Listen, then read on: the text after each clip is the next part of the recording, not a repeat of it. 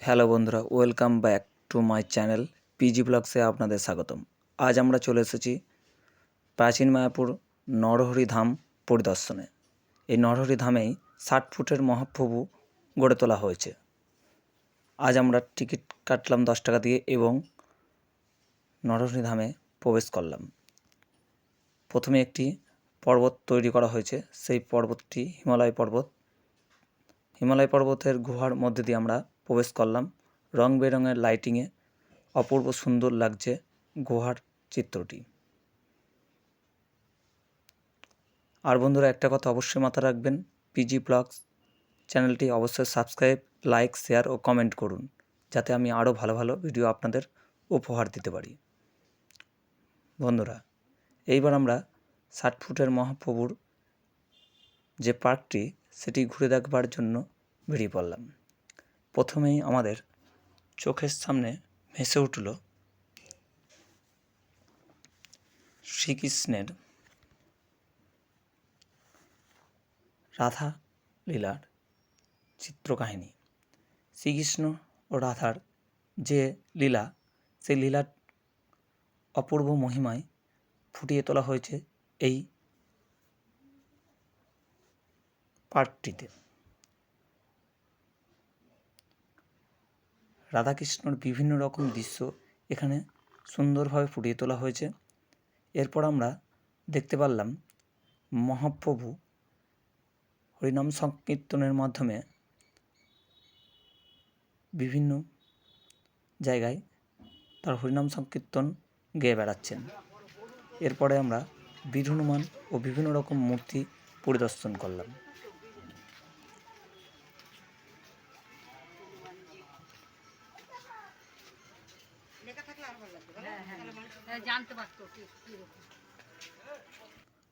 আর একটা কথা অবশ্যই মাথায় রাখবেন, নবদ্বীপ ধাম স্টেশন অথবা বিষ্ণুপ্রিয়া স্টেশন থেকে মাত্র 15 থেকে 20 টাকার টোটো ভাড়ায় আপনারা এই প্রাচীন মায়াপুর নরহরি ধামে পৌঁছে যাবেন। এরপর আমরা দেখতে পারলাম শ্রী চৈতন্য মহাপ্রভু তার হরিনাম সংকীর্তন করে যাচ্ছেন এবং পশু পাখিরাও অবাক হয়ে শুনছে। এখানে আমরা দেখতে পারলাম যে বিভিন্ন রকম ধার্মিক আলোচনা চলছে।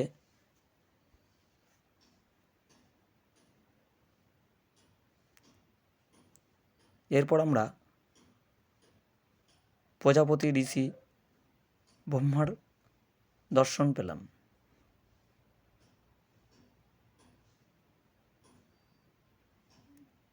আপনারা দেখছেন কি সুন্দরভাবে ফুটিয়ে তোলা হয়েছে। এছাড়াও রাধাকৃষ্ণের যে লীলা, সেটি দেখতে দেখতে আমরা সামনের দিকে এগিয়ে চললাম এবং সামনেই দেখতে পারলাম শ্যামকুঞ্জ ও রাধাকুঞ্জ। কি সুন্দরভাবে ফুটিয়ে তোলা হয়েছে শ্যামকুঞ্জ ও রাধাকুঞ্জটিকে। শ্যামকুঞ্জ রাধাকুঞ্জের যে চূড়া, তার মাথা দিয়ে ঝর্ণা পড়ছে এবং রাধা এবং শ্রীকৃষ্ণর লীলাক্ষেত্র দেখানো হয়েছে এখানে। ঠিক এই শ্যামকুঞ্জ রাধাকুঞ্জের পিছনেই দেখানো হয়েছে কৃষ্ণ তার ছোটোবেলায় যে গোবর্ধন পর্বত কড়ি আঙুল দিয়ে চাগিয়ে রেখেছিলেন বা উঠিয়েছিলেন, সেই দৃশ্যটি আপনারা দেখতে পাচ্ছেন। শ্রীকৃষ্ণের সেই কড়ি আঙুল দিয়ে গোবর্ধন পর্বত ধরে রাখার সেই দৃশ্যটি। এরপর আমরা আস্তে আস্তে এগিয়ে চললাম মিউজিয়াম বা গুপ্ত বৃন্দাবন নামে যে মিউজিয়ামটি তৈরি করা হয়েছে তার দিকে। তার আগে অবশ্যই আরেকবার আপনাদের গোবর্ধন পর্বতের দৃশ্যটি তুলে ধরা হলো।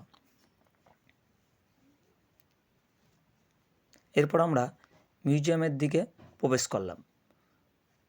এইখানে শ্রীকৃষ্ণ, শ্রীরাম ও গৌরাঙ্গ মহাপ্রভুর যে সমস্ত লীলা, সেগুলো সুন্দরভাবে ফুটিয়ে তোলা হয়েছে।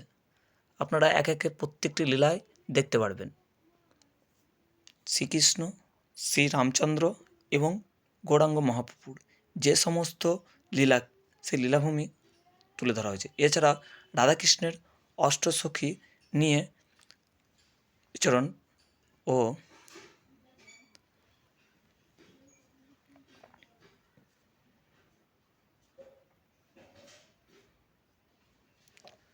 মহাপ্রভুর লীলাগুলি আপনারা এখন দেখতে পাচ্ছেন। মহাপ্রভু কীভাবে লীলা করেছিলেন। এই যে রাধাকৃষ্ণের অষ্টসখী নিয়ে লীলা এখানে সুন্দরভাবে ফুটিয়ে তোলা হয়েছে। এরপর আপনারা শ্রীকৃষ্ণের ছোট্টবেলার গোপাল হিসাবে প্রতিমূর্তি এখানে দোল খাওয়া অবস্থায় তুলে ধরা হয়েছে। এরপর নৃসিংহদেবকে আপনারা দেখতে পাচ্ছেন খুব সুন্দরভাবে, খুব সুন্দর কারুকার্যের মাধ্যমে ফুটিয়ে তোলা হয়েছে। এছাড়া শ্রী গৌরাঙ্গ মহাপ্রভু, চৈতন্য,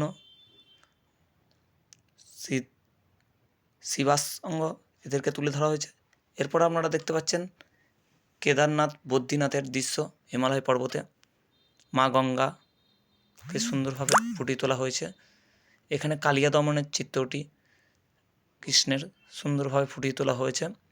হিমালয় পর্বতের মধ্যে ওই যে কেদারনাথ আপনারা দেখতে পাচ্ছেন সামনে। এছাড়া বদ্রীনাথ সুন্দরভাবে হিমালয়ের দর্শনে ফুটিয়ে তোলা হয়েছে। এছাড়া বাসুদেব শ্রীকৃষ্ণকে নিয়ে তার জন্ম অবস্থায় যখন নদী পার ছিল সেটা তুলে ধরা হয়েছে। এবার আপনারা দেখতে পাচ্ছেন 60 ফুটের যে মহাপ্রভু, সেই চিত্রটি। এই 60 ফুটের মহাপ্রভুটি আকর্ষণের মূল কেন্দ্র। এখানে এই 60 ফুটের মহাপ্রভুটি সুন্দরভাবে ফুটিয়ে তোলা হয়েছে।